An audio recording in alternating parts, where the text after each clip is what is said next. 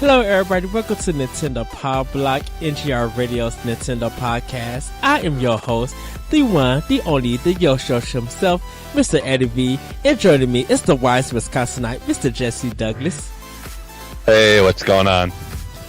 Yes, everything is all good and dandy. Unfortunately, Boss Man couldn't make it. He was really working hard on the website and really working hard because everybody, as you can see, the new season of NGR, just everywhere, all our shows, has officially started. Yes, Nerds Gone Rogue, Nintendo Pow Block, Arsenal X, Nerds Gone Platinum. We have all come together to start our new season. So this is a new season, new day. Hopefully you guys like the layout of Nintendo Pow Block here on our YouTube and on ngrradio.com, our whole website. Corey has been working really hard to get this up. So thankful to him getting our blogs looking tight and ready. It's just so good that we have a boss who really wants the best in all our content. So he's been working very hard and just want to really thank him for it.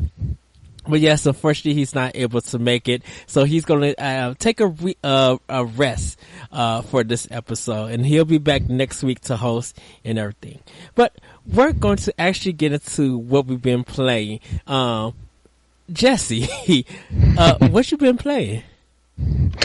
I've been playing the waiting game for Mario Party to come out. That's what I've been playing. I got it pre-installed, ready to play it.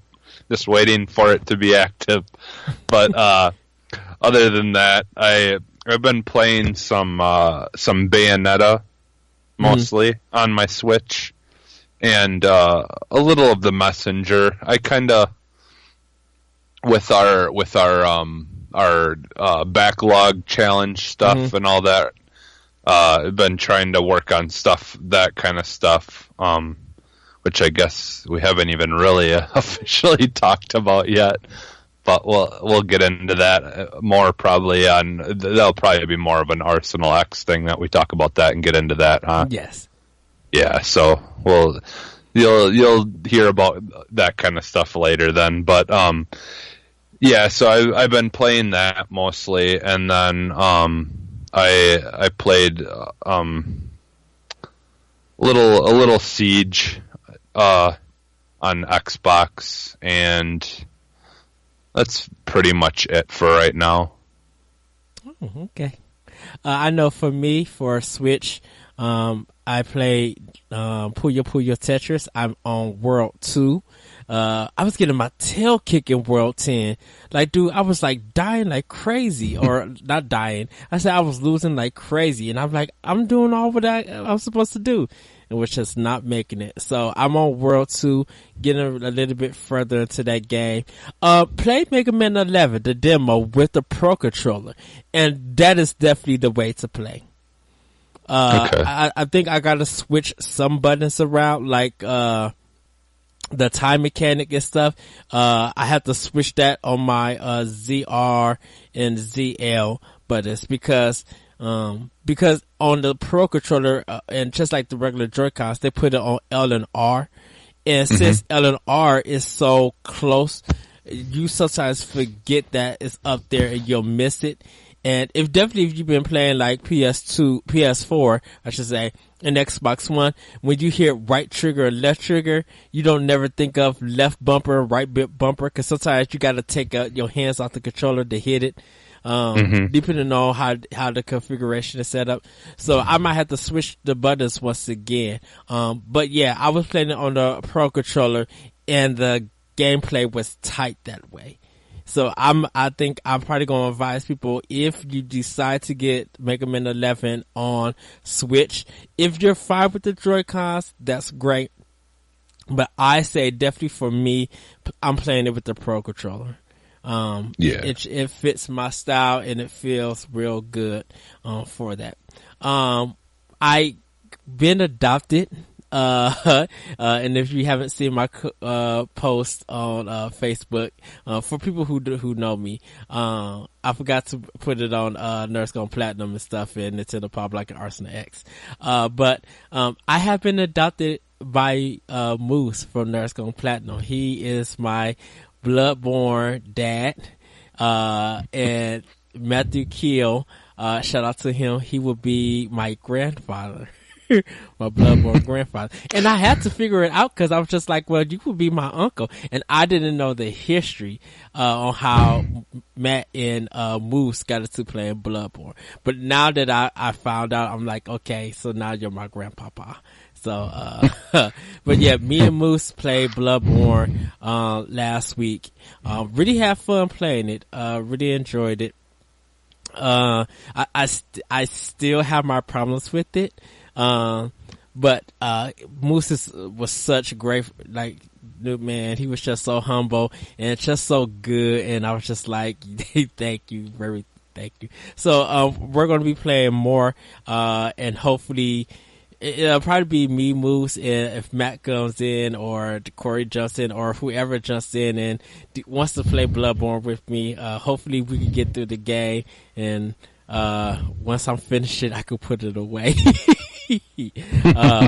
But yeah, I was adopted by Moose. But shout out to the guys at Nurse Gone Platinum also. And for Xbox One, I finished Shadow of the Tomb Raider. I'm going to talk a little bit more on tomorrow's episode of Arsenal X, so you guys will be able to check that out. I do have a review up, so you guys can read it on ngrradio.com. Just go to Eddie V's Optional Opinion blogs, and you would definitely see my review for Shadow of the Tomb Raider. Me and Corey kind of have been discussing it, and I kind of been talking to some other people on Twitter, and like I mentioned before, I feel like Rise is better, but this game is really good. It is like kind of Game of the Year nomination and stuff. But you guys can read my thoughts and see the review. And just to let everybody know, my review score, I always do Yoshi coins. I don't do numbers or grades really. But so my Yoshi coins go from 0 Yoshi coins to 5. So if the game is just completely terrible, I'll be like, you get no Yoshi coins. I'll just say that you are a garbage bin full of rocks. If your game is that bad. But I kind of do the start the number stuff with the Yoshi coins and stuff. So you guys can read upon that. Now that I finished that, I could get back into Quantum Break soon. Ended up playing Streets of Rage 2 with one of my friends, Skyward King. And you guys can check out his podcast also. Sorry, Corey, if you're listening to this, I'll give him a quick plug. The Skyward Cast, I've been a guest on his podcast and stuff. He's an awesome person, but we played Streets of Rage 2, and I think I'm gonna write a blog on the rules of playing a beat 'em up co-op. Things that you guys should know.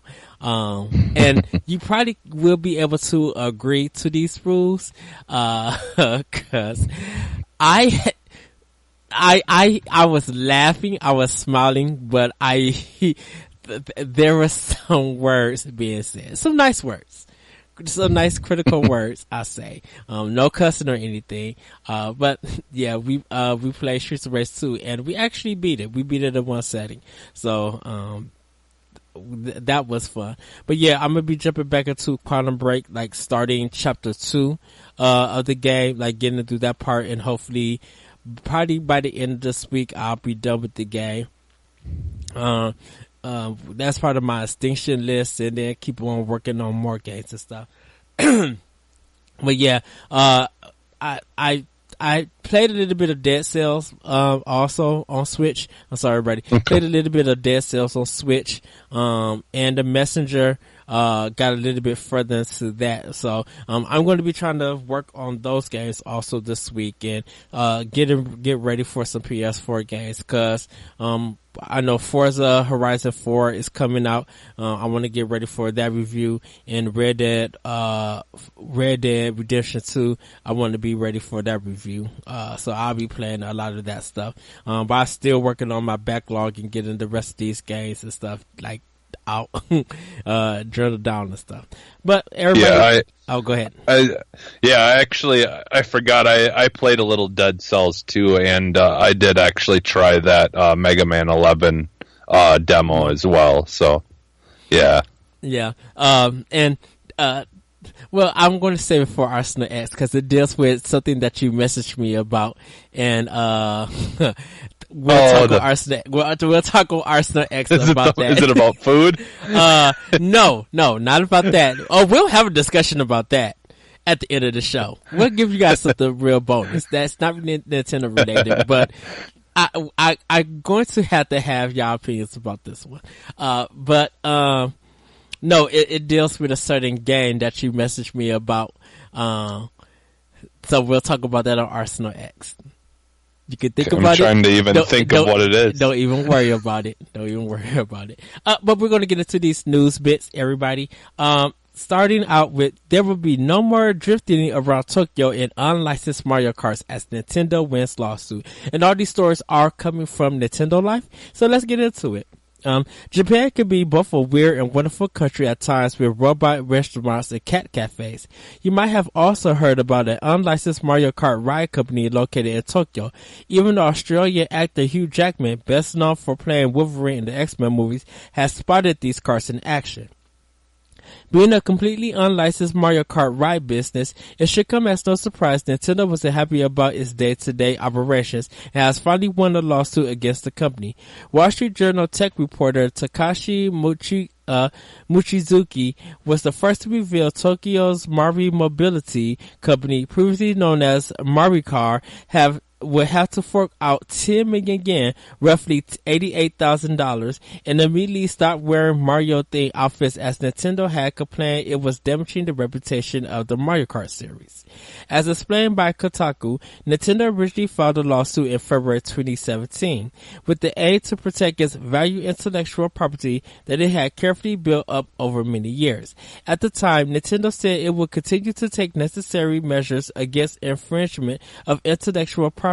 Since Nintendo won the lawsuit, the Mario Mobility website has removed images of customers in Nintendo and Mario themed costumes. Unless Nintendo now opens up its own real life Mario Kart business in Tokyo, it's officially the end of the era. So yeah, $88,000. Ooh. I mean, they should have went through Nintendo and try to work something out about this. Yeah. Yeah, isn't there a Mario Kart thing coming out, or it already did come out or something, was it by Niagara Falls or somewhere, or was it, I could have swore there was a VR one that I know of. Okay. But like on the street one, they have videos and stuff of people doing it and everything. Oh, okay. All right, yeah, because I know I thought there was one like maybe coming. I don't know. I don't remember where it was. I thought there was one somewhere. I want to say it was somewhere by Niagara Falls that they were basically advertising it as like real life Mario Kart, like where you just you drive the carts around and stuff, and I don't know exactly how it's supposed to be like it for sure, but yeah. So I don't know. I guess we'll find out. Maybe we'll end up hearing about them getting sued too. But the one that I've seen though, if I remember correctly, the pictures I seen of it, it didn't look like it was blatantly ripping it off. Like you couldn't really tell. I don't know for sure though. That was like in the early stages when it was just being talked about being built or something like that. So, gosh. But yeah, $88,000 though. Like, I don't think the business is closed. I think they changed the name is changed, and I think they're still open. But we'll see how damaging this is, because $10 million again is no joke. Yeah. Well, I don't know. I mean, I guess, like, business is business, but, like, I wonder if they had gotten a cease and desist and they refused, and then, and then they took legal action, or did Nintendo just go after them right away? It just sounds like they went after them right away, so I don't see, they didn't. That's kind of shitty in a way. Report no cease or desist. Well, they was making money off of Nintendo's intellectual property, and Nintendo didn't make, you can't, you there's a thing between making, like, selling fandom stuff and selling licensed products. Anything that fans like sell that Nintendo don't know of is all unlicensed. Anything that Nintendo sells is licensed product. But if you go through another site, like a exclusive, like if you got a Samus Aran Transformers, cause the people who made Transformers, Hasbro and Nintendo came together to make an exclusive deal about that. That's a Nintendo licensed product. IP being used, even though it's part of the Transformers line. Like, it's two IPs come together and they made a deal about that. Yeah. Well, and I guess the thing is too, like they mentioned in that article something about it being damaging, and so I don't know if maybe they were doing something that was like just not something that Nintendo would want to be associated with or something. There may be reports, but it's mostly, I think, the damaging stuff that people have done on the street. Because I think the Mario Kart stuff, all of them were driving on real streets, so it may have been damaging streets and stuff like that. So or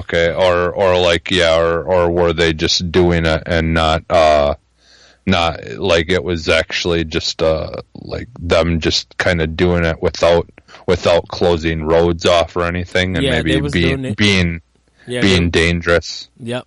I think that was, because that's what some of the videos showed in the past. But we're gonna move on to the next topic. Kirby's Extra Epic Yarn is actually compatible with all 3DS systems. As brief as the 3DS showcase was in the latest Nintendo Direct broadcast, there were still a number of new announcements. Kirby's Extra Epic Yarn, a remake of the charming Wii game from 2010, was one of them. Due out in 2019 for the 3DS, all was rosy until a listing on Nintendo's official website suggested the game will only be compatible with new Nintendo 3DS systems. Oddly, there was no mention of this during the Direct presentation, and even the Gamer's Box art referenced no such compatibility requirements. The PR also reinforced this by saying it will be released on the family of 3DS systems.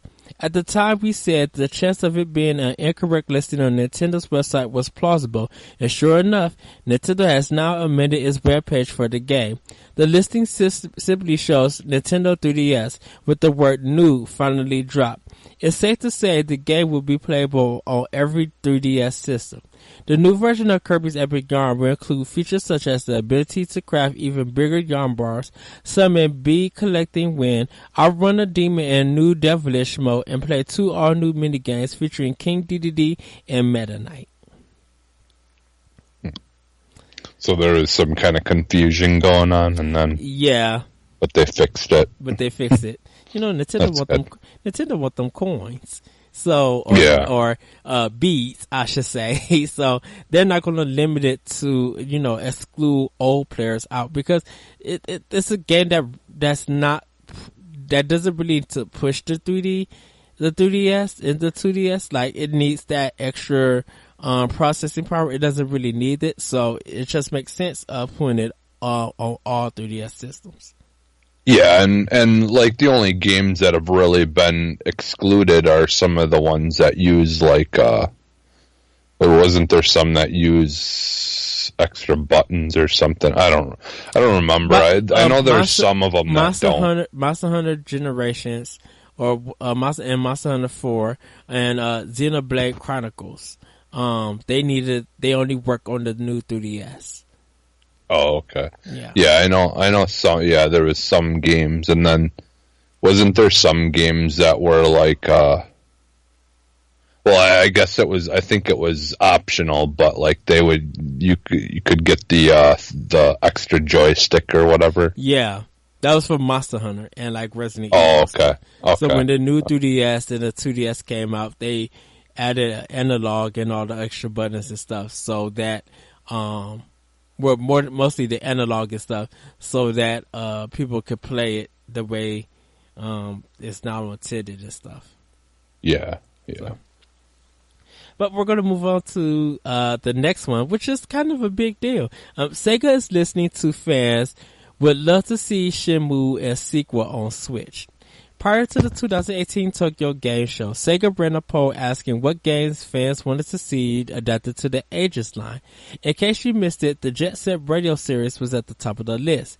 This covered the original game released on Dreamcast in 2000 and also Jet Set Radio Future, launched on Microsoft's Xbox in 2002. Right below this was the 1999 AM2 classic Shenmue, along with this 2001 sequel. As noted at the time, the demand for the first two entries in the series are likely because of the recent 2-pack HD remaster made available on multiple platforms. Speaking to 4Gamer around the same time of this year's Tokyo Game Show, Sega localization director Hiroshi Noguchi said he was flattered fans had shown such strong support for the Shenmue series and said it would be great if the game could be played on Nintendo's new hybrid device.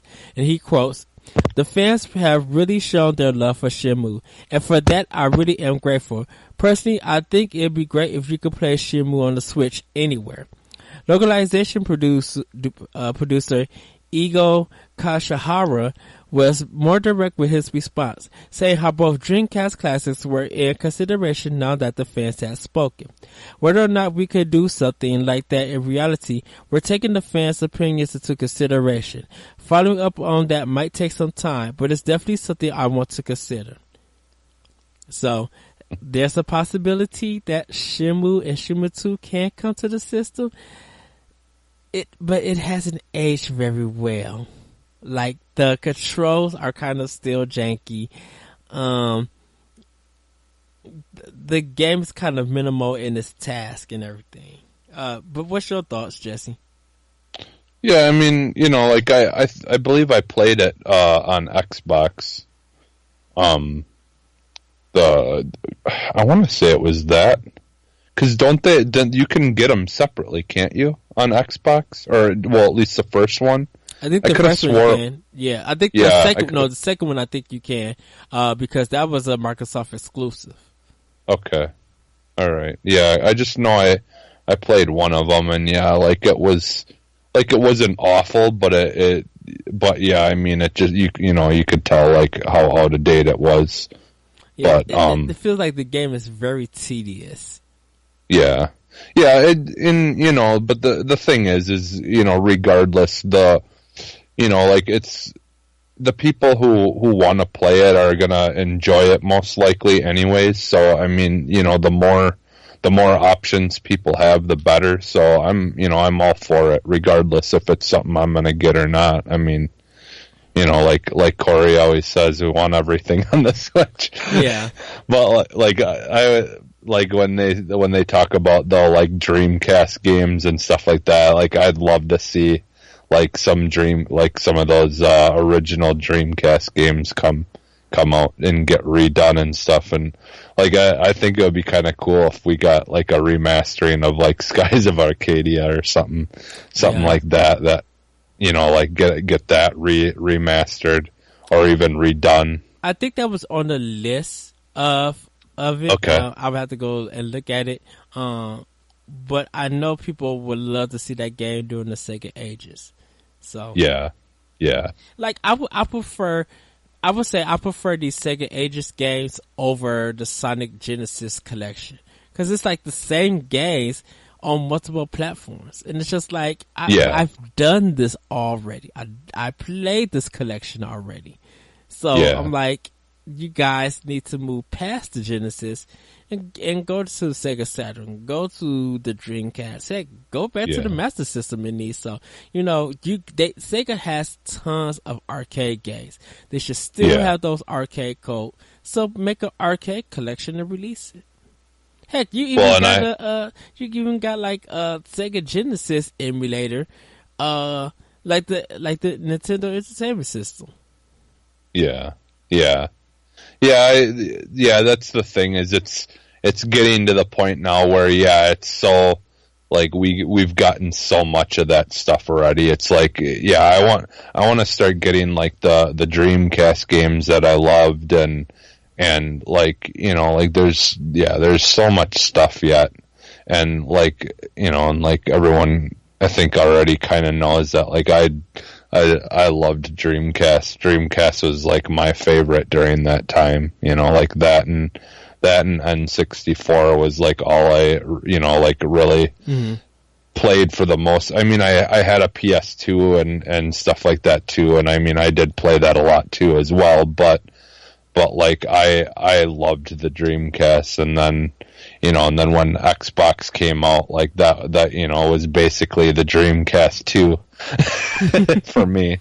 Is that basically was like Microsoft basically took all the inspiration from the Dreamcast, and moved over, since the Dreamcast practically was a Microsoft product anyways. Pretty much, yeah.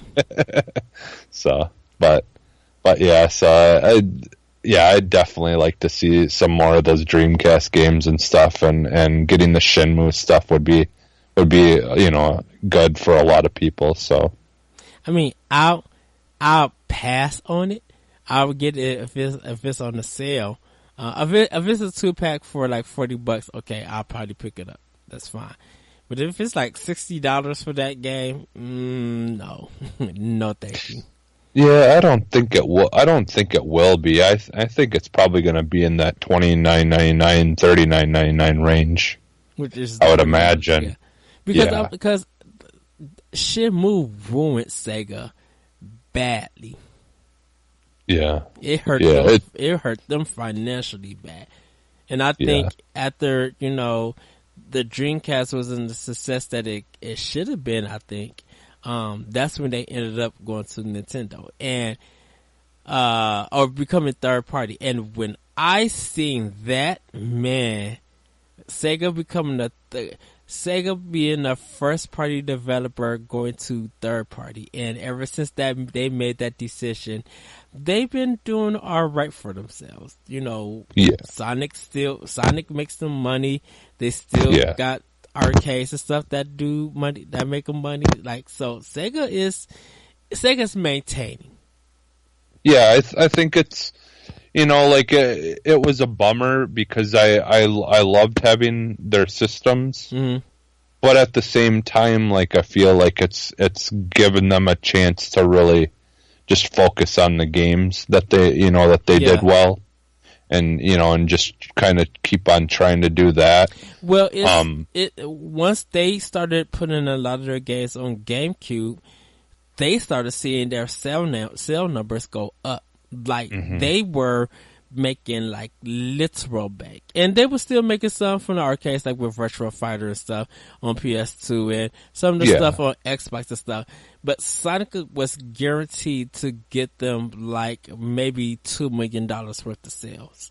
Well, and they still did arcades too, didn't they? Yeah, they still did arcades and stuff. Yeah, so and I mean, and during that time when they were making the transition, arcades were still pretty big. So I mean, and they still are in many ways. It's just different now, like with all the, like arcadey type places where it's, like you got the places where you can get tickets and stuff, but then they just kind of, there's all that stuff. It's not quite as prevalent. Like, I don't feel like, at least around by me, we used to have like at least 3 or 4 arcades in town, and now I think we maybe have like 2. So. Yeah.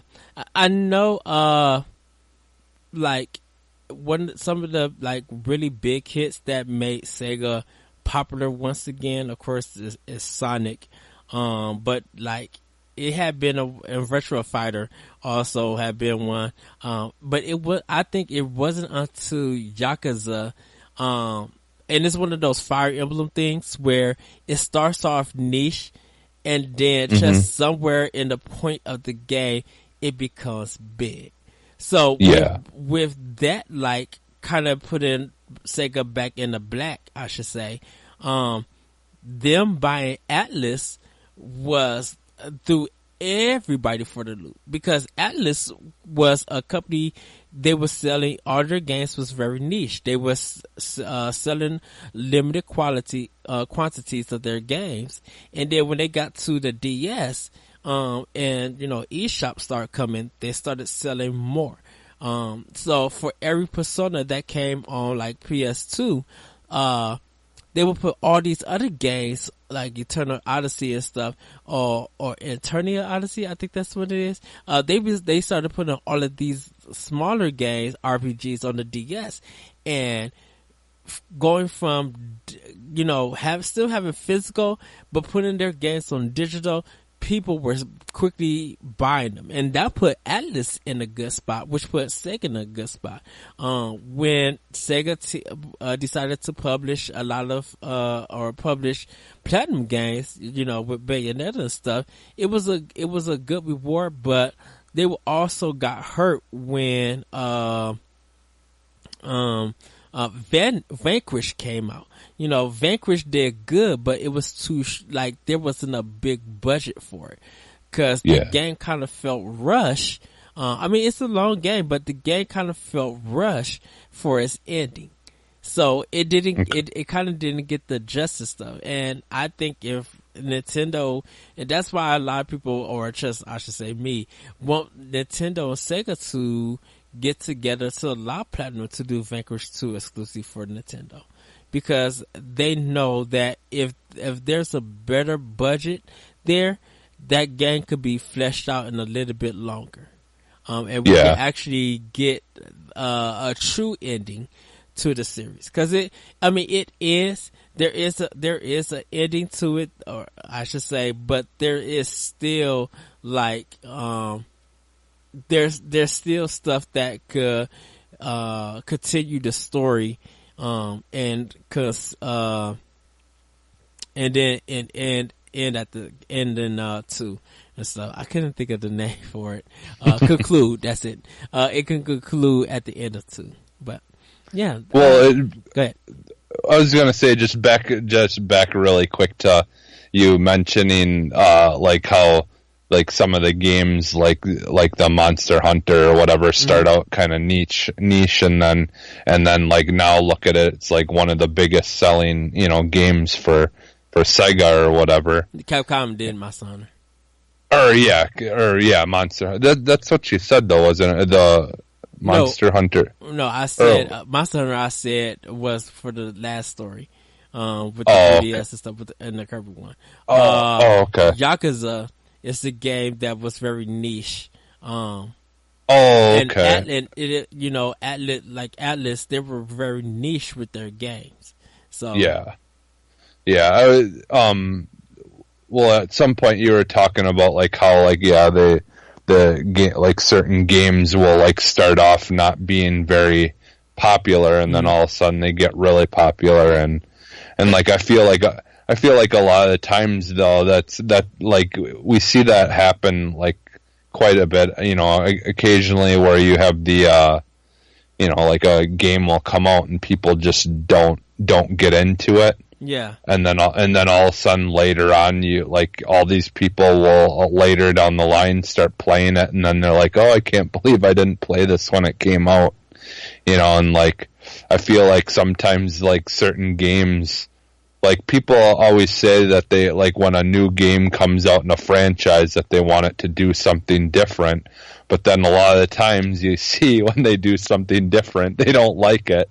Yeah. And it's like I feel like even though gamers like say they want something new, they don't. It doesn't always like they truly. I don't know if they truly do. Right. So it depends on what series it is. Yeah. Yeah. So, but because like the. Go ahead. No, never mind. Go ahead. Go ahead. I was just gonna say but yeah, like that to me is like like you have certain games that and are really good, and it just takes some time for people to find that out, and and that's I think what kind of happened a little bit with some of those games. Yeah. And now that's why now we people want them on Switch and stuff like that, because people realize that maybe this was good. Exactly. So we're going to move on to the next story. Xenoblade Chronicles 2 has exceeded expectations following strong sales outside of Japan.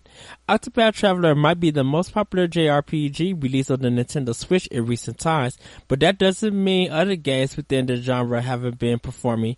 Monolith Soft Executive Director Tetsuya Takashi has revealed a Xenoblade Chronicles 2 and the game's DLC, Torna, the Golden Country, have both surpassed the company's expectations. Speaking to US Gamer via a phone interview, Takahashi had the following to say about the game's market performance.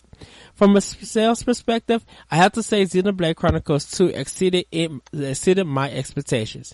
We really saw more people pick the game up and experience it in the North American and European territories than we thought would do so. It's still early days for the Torna DLC, but from what we've seen in Japan, the sales of the Torna DLC are exceeding our expectations as well. While Takahashi wasn't willing to provide any concrete details about the future of the series, he did say the new entries could take a different direction, a bit like how the Wii U entry Xenoblade Chronicles X adopted a harder sci-fi settings with mechs and planet explorations. I'm someone who gets bored of whatever it was I did last. If the Xenoblade Chronicles series continues, you just might see it take a third option. It might go down a path it hasn't gone down before. So I'm happy. It was a game that I brought on day one. Being Corey got the collection of it. I got the Pro controller. I'm super stoked. I do need to still pick up the DLC, and I still need to beat the game. Sorry, everybody. People, we said this. Me and Corey said this many times. We jump around games and systems. That's us. But I have it like in my case, and literally every time I take my Switch with me on the go, Xenoblade Chronicles 2 is always in the case, ready to go, ready to be played. Yeah. I'm the same way though. Like with playing games, I just can't. I have a hard time keeping to one game. But yeah, it's for people who are into that game, sounds like a good deal. So yeah. So we're gonna move on. Super Mario Run makes a big cameo in Apple iPhone XS commercial. Prior to the release of Super Mario Run on mobile, it might have been a shock to see Mario in an iPhone commercial. Nowadays, it's not that surprising. To promote its new iPhone XS and iPhone XS Max, Apple has released a commercial about upsizing, with Mario making an appearance in it just after the halfway mark. Titled Growth Spurt, the short 1-minute clip shows food, objects, and even pets growing in size. To help drive home the point, Apple's new device is a lot bigger than past models. Mario's inclusion in the commercial makes a lot of sense. Unfortunately, though, the mushroom behind the act is not credited. Super Mario Run was originally released on the Apple Store for iOS devices in December 2016. This followed with its release on Google Play in March 2017.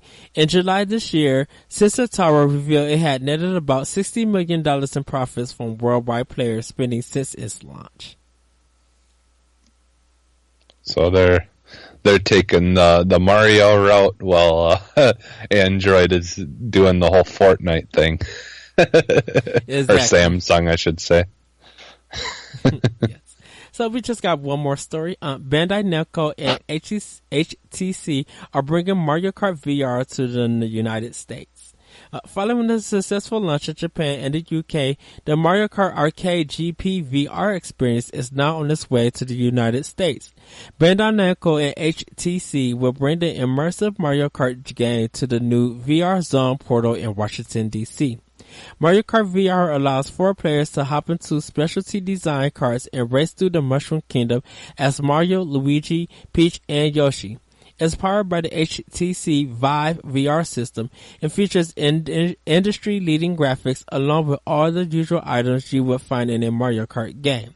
Bandai Namco's U.S. sales boss Steve Ignarski expects the game to be well received locally. He states, "The launches in Japan and the UK brought great success and we hope to follow suit in Washington, D.C. Mario Kart VR is a long-awaited title and we have no doubt it will be well received in the States. Due to its incredible immersive gameplay and outstanding equipment from HTC Vive. The VR Zone portal is part of Bandai Namco's arcade division. The aim is to make VR more accessible to the public. Mario Kart VR was built by Bandai Namco, previously known for working on the Mario Kart arcade series. The zone will run for 6 months in Union Station in Washington, D.C. and will then pack up and move on." Okay.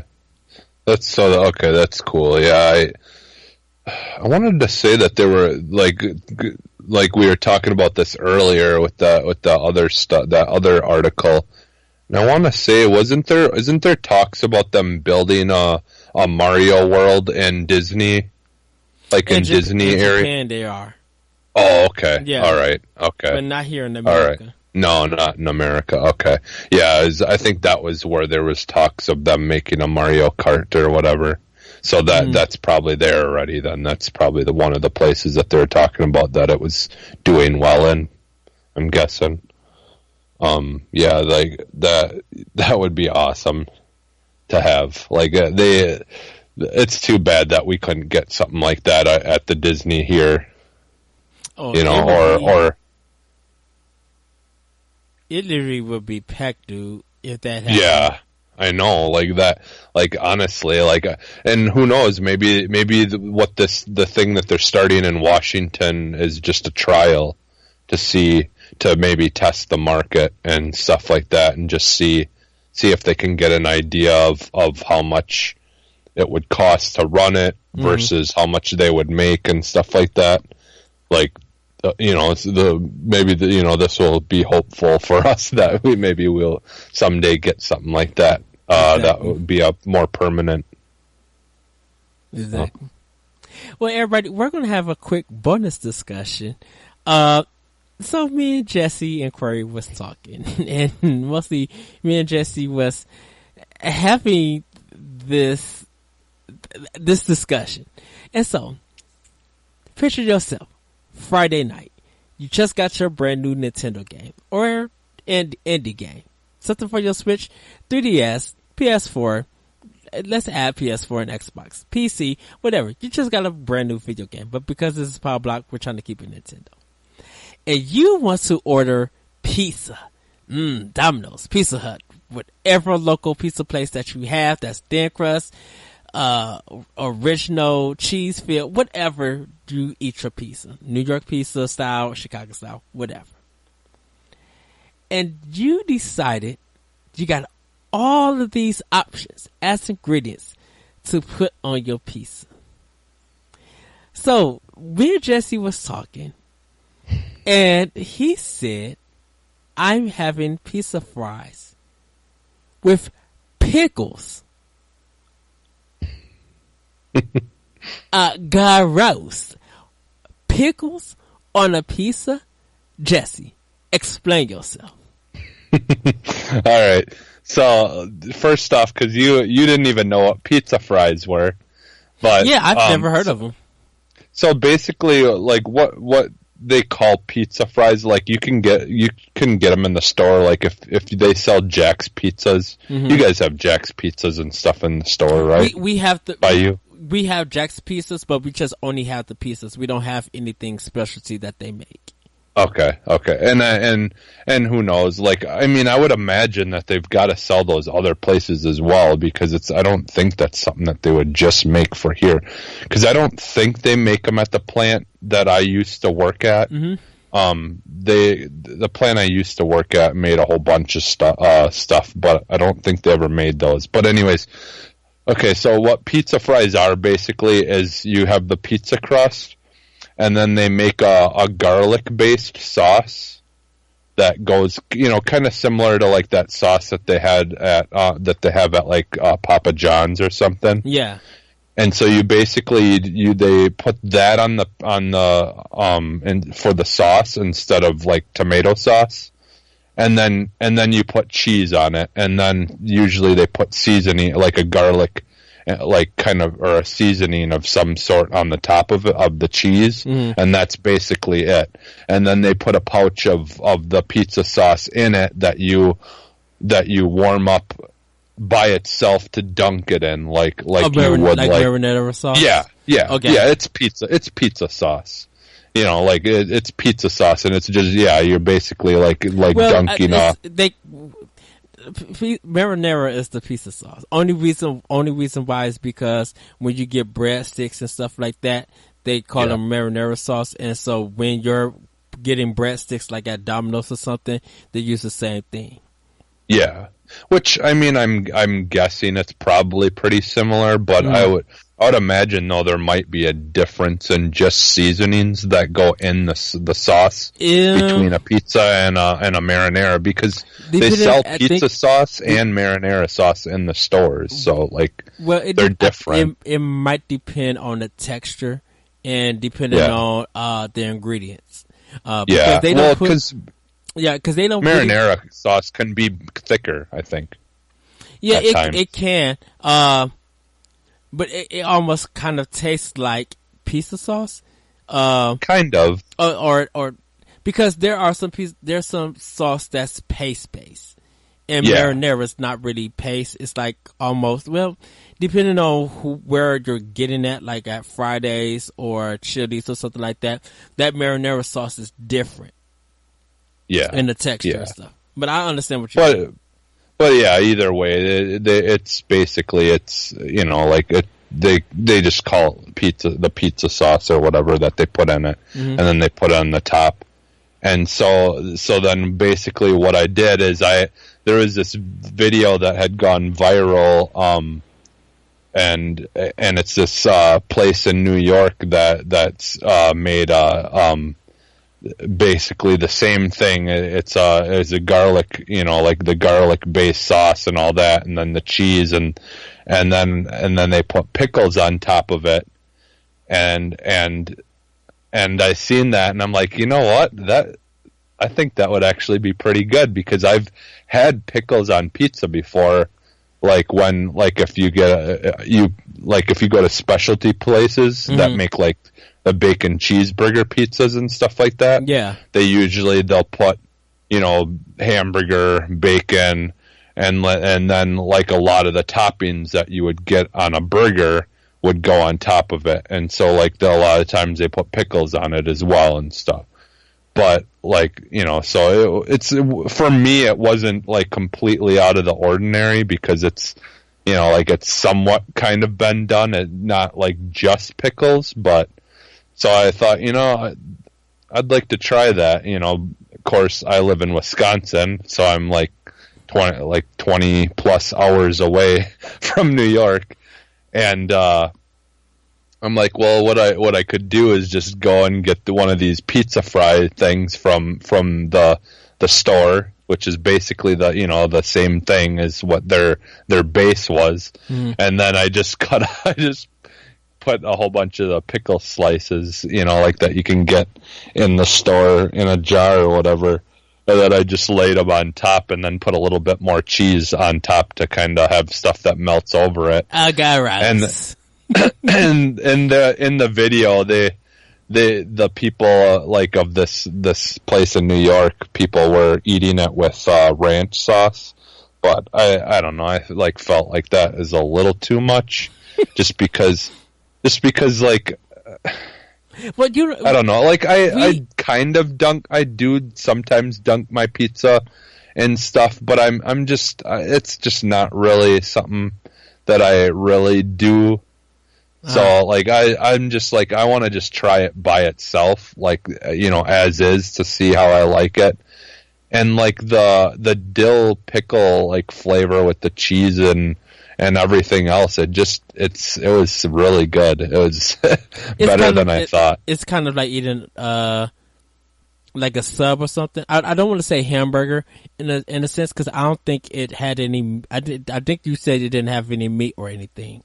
No, just the cheese, the pickles, and the garlic sauce. Okay, that's it. So that's why I'm thinking, like, okay, maybe like a sub in a sense.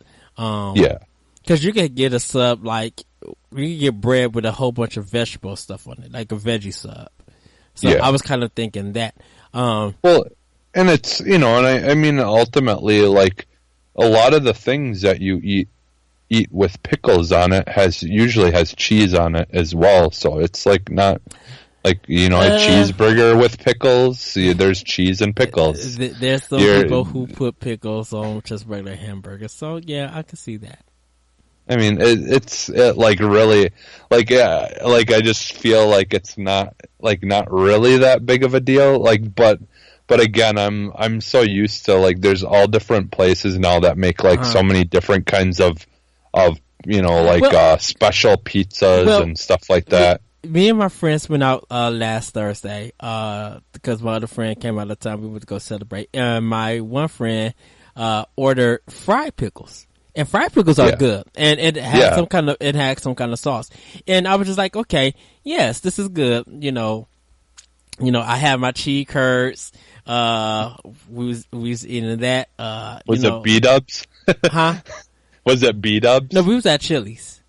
Oh, okay, because B-dubs has or at least they had, I don't know if they still do, they had like one of the best, like you get the fried pickles. Mm-hmm. The pickles would be battered and then they deep fry them, each little coin.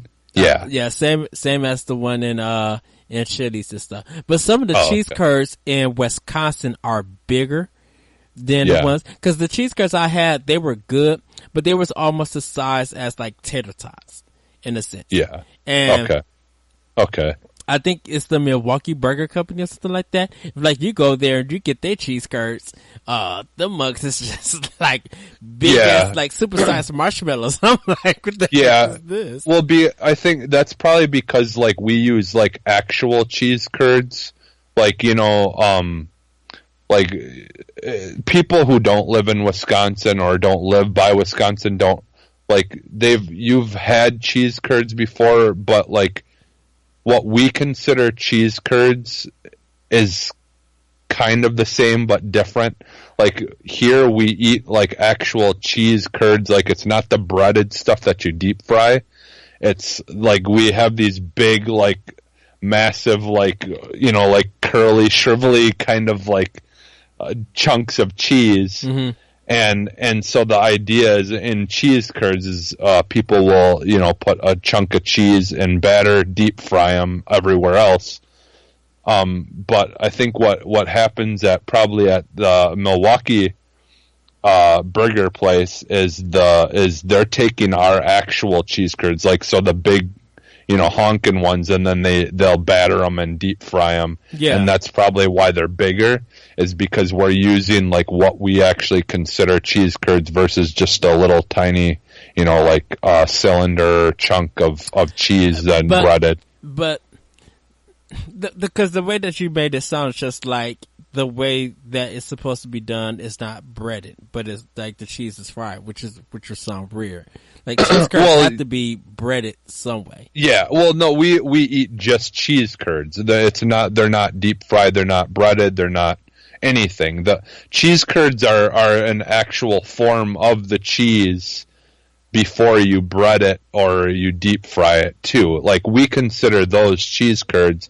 We also consider the one deep fried cheese curds. Wouldn't that just be you just eating cheese? Well, yeah, like but it's the form. But string cheese is called string cheeses because you can pull it. It's not like that. It's like it's hard to explain. It's because a block of cheese is kind of like square in a sense. Yeah, and yeah. it I guess when you cut into it, or any way that you cut into it, it's still cheese, but it's not in block form. It's in a different shape. Yeah, so that would sound like you just eating regular. So it sounds like you were eating regular cheese. I might be getting this wrong too, folks. I think it's a way it's produced as well, like because it looks like it almost looks like if you were to melt a candle and the wax just falls randomly and then falls into a shape and then hardens that way. It's kind of like I guess almost like a little bit fondue in a sense. Well, yeah, not like it's fondue, nacho cheese, something like that. It's like you turn it somewhat into a liquid form, and then when it comes together, it dried up and gets hard, it's a solid form. Yeah, I guess I don't really know the process of how it's actually made, but like just visually, like I'm trying to come up with a way visually that it's kind of hard to describe the shape because there is no particular shape. No cheese curd looks the same. Mm-hmm. It's like they're because I don't know. It's hard to explain. I think a lot of us, and even me, it's just like when it comes to cheese curd, is that, like you said, it's better in deep fry. Because everywhere else it is. Because in the inside, the cheese is kind of chewy. Yeah. So, because what we do here is like literally you can go to the gas stations, you can go to the grocery stores. And like the whole idea of cheese curds, like for us, is like you get they'll package them in see-through plastic bags. Yeah. And they portion up the cheese curds, and then what the do you just eat them from the bag? Yeah, you eat them. Yeah, you just eat them from the bag like you would be eating chips or whatever. Okay. And so basically, like what they pride themselves on, like the whole process of it, is when the plant finishes making cheese curds, they get bagged up instantly, and then they instantly ship them out to like all the stores locally. And then they put them right on the on the counters a lot of the times at like gas stations and stuff. And you like the whole idea is you want to get them while they're still kind of warm, because like when you bite into them, they make this squeaking noise. Yeah, like it's really it's just a weird thing, but like like that's. Like what like when people talk about Wisconsin and Wisconsin talks about cheese curds, that's what we're talking about. It's just plain cheese without any breading on it, and the only warmth of it is from the process of it being finished, and then like. Excuse me. And of course they make all different flavors. Like you can get dill. You can get dill flavored ones. You can get jalapeno flavored ones. You can, all that stuff. But yeah, like it's hard to explain it. But like, well, I get that. I think I get the idea. I think what you probably have to do is post a video. Like try to find one on YouTube and post it to the Nintendo Pow Block Facebook page and to get an idea of it. Cause, so yes, I think it's a little bit gross. But I think because you was eating it as pizza fries, it's not, like you said, it's not that bad. You don't have to overreact.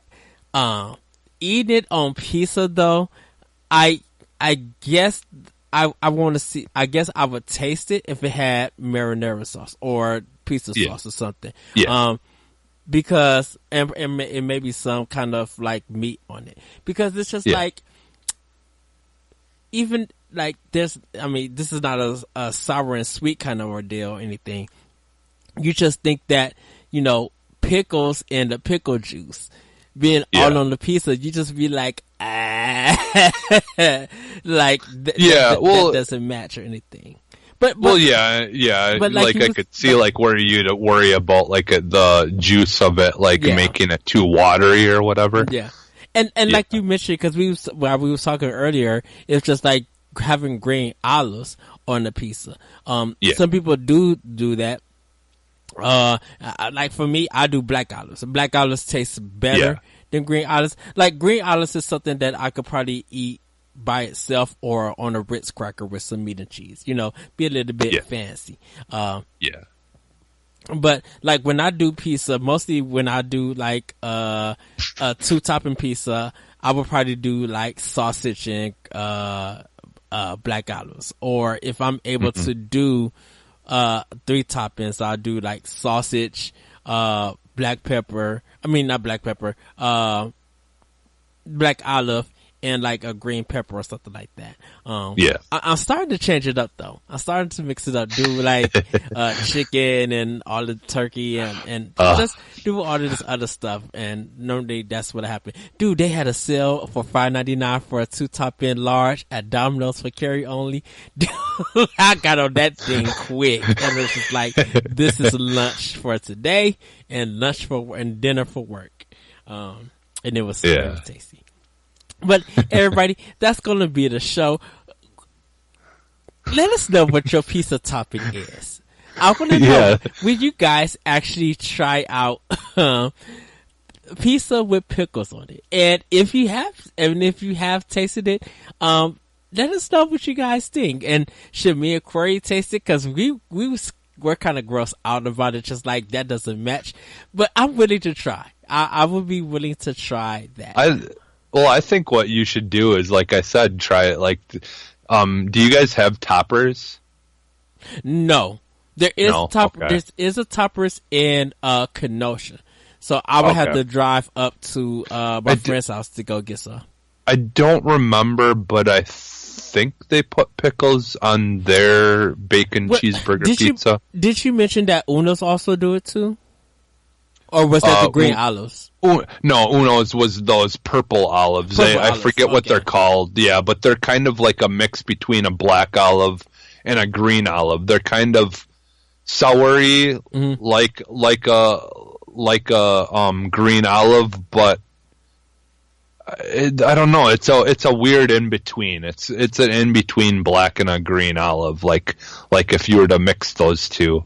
Like the flavor of the two together almost, but yeah, those are good too. But well, and honestly, I mean, it's super easy though. Otherwise, like what we do a lot of the times is I honestly just go and you can get the individual pre-made crusts and you can put whatever toppings you want on yourself and try it that way, because then that way it would be cheap too. I mean, someone's going to cook it for me, and I'm going to be man enough to eat it that way. But you guys, let us know what you guys think, or what is your toppings for pizza when you game and stuff like that. You can email the show at nintendopowblock@gmail.com. You can find us on Twitter at Nintendo_P_Block and at Instagram Nintendo_P_Block. If you would like to that, you can join us on the Facebook page at Nintendo Pow Block. You can also find our content on Nintendo Pow Block on YouTube and at ngrradio.com. It goes live every Tuesday at 7 a.m. Jesse, where can we find you? You can find me on Twitter at PhantomMaggotAX and on SoundCloud as well. Yes. You can find Corey at CoreyNHD86. You guys can find me on Twitter at ThatRetroCode. You can also check out Optional Opinion on SoundCloud, iTunes, TuneIn, Google Play, and other podcast apps. Also, everybody, the beauty of video games has wrapped up. The last podcast episode featured my great friend Eric M. Hunter from ericmhunter.net, so you guys can check out that website. Once again, I want to thank the Trey and Jeremy from Nintendo Domain and Jesse White for coming on the show and giving me their opinions about the art of the character. I do have Volume 5 in works. I already have the topic and stuff, and I think it's going to be a great one that you guys will want to tune in. But that will be all for next year. So everybody, as we leave, have a great week. Have a great weekend. If you're playing Mario Party this Friday, or if you guys are picking it up, I want to see you guys tweet. Post on the Nintendo Facebook page, the Nintendo Pow Block Facebook page. I want to see what you guys think of the game and if you're having fun. I want to hear about shenanigans. If you plan on getting drunk, be safe. I would say. I would like to hear your guys' stories on playing this game. But as always, everybody, we will see you next time on Nintendo Pow Block. Woohoo! Bye.